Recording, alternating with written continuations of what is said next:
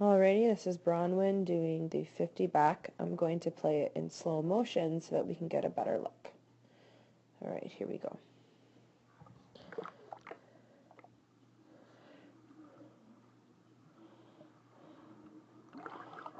Good. Good dolphin kicks. Good streamline. Right up to the surface. Nice pop out there. Bam. See this? Okay. Hand, forearm, upper arm. Okay. It should not look like this. It should look like this. Okay. Your hand and your forearm work as one. There's really not a time where your hand should be coming out of that line that your forearm makes, okay? This is why you're not as powerful as you should be, okay? So your arm should be here and your hand should be here, and this whole forearm from elbow to tip of fingers, that's what's pulling, not just your hand right here. Okay, so that's one thing I noticed for sure, is that we need to fix, is that your elbow's bending, but you're bending your hand, and you cannot bend your hand like that. Okay, also, body position here. All right. This is where I talk about those shoulder blades squeezed together. It's not terrible, okay? Just a little bit of work on it is is what we need to do. So it's not like terrible, but we are missing a little bit of that streamline. Okay, head back a little bit, shoulder blades squeezed together, chest puffed out, and this will bring your hips up.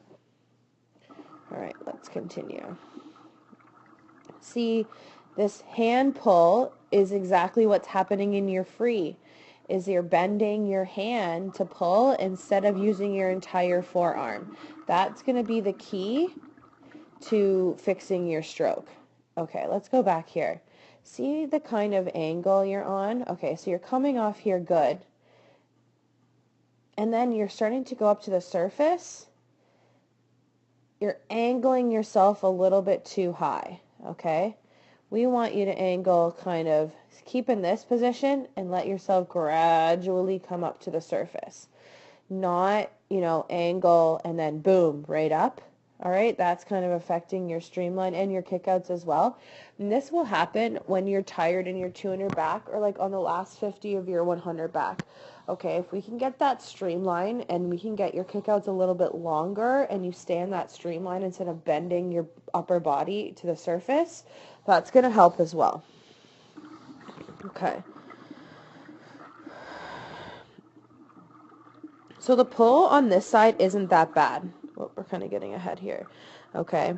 You're using more of your forearm on this side, and that's the deal in your free as well. Like your left arm in your free is bending that hand, but your right arm, it's stronger, so it's a little bit better.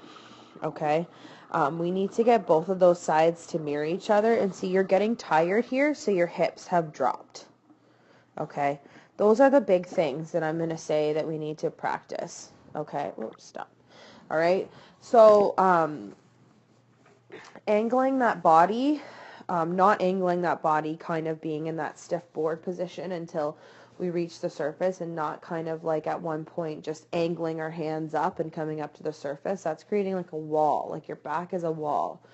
All right, so we want to eliminate that. We really, really need to work on that left arm, that hand bending, okay, and pulling, because that is literally no power.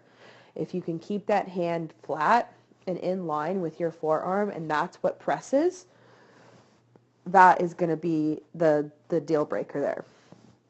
Okay, so just keep that in mind when you're swimming. That left arm, that hand staying right in line with the forearm, and the forearm and hand working together to press out to your hip. That's more prevalent on the left arm. It can improve a little bit on the right arm.